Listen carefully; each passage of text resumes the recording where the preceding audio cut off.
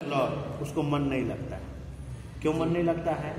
वहाँ उसकी बीवी बैठी हुई एकदम आराम से, काम करने वाली, बर्तन धोने वाली कोई और है, झाड़ू लगाने वाली कोई और है, खाना पकाने वाली कोई और है, घर में सब्जी लाने वाला कोई और है। बाप को देख करके ताज्जुब हो रहा है कि हम लोग देहात में रहते थे, अपना काम खुद करते थे, यहाँ ये लोग कैसे है।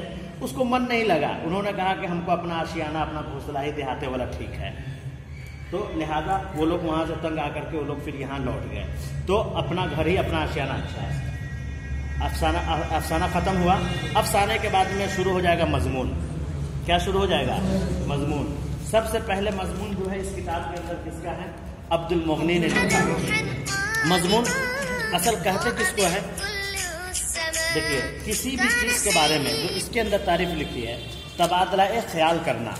मजमून की बहुत सारे किस्में हैं, हम बता रहे थे। जो ज़रीफ़ाना भी मजमून होता है, फिर उसके बाद में मजमून के जो है क्या शख्सी भी मजमून होते हैं, अदबी भी मजमून होते हैं। लेकिन इसके अंदर जो है लिखा गया है, किसी भी चीज़ के बारे में, आप लोग को आसान लफ्ज़ में बतला रहा हूँ, उसके बारे में लिख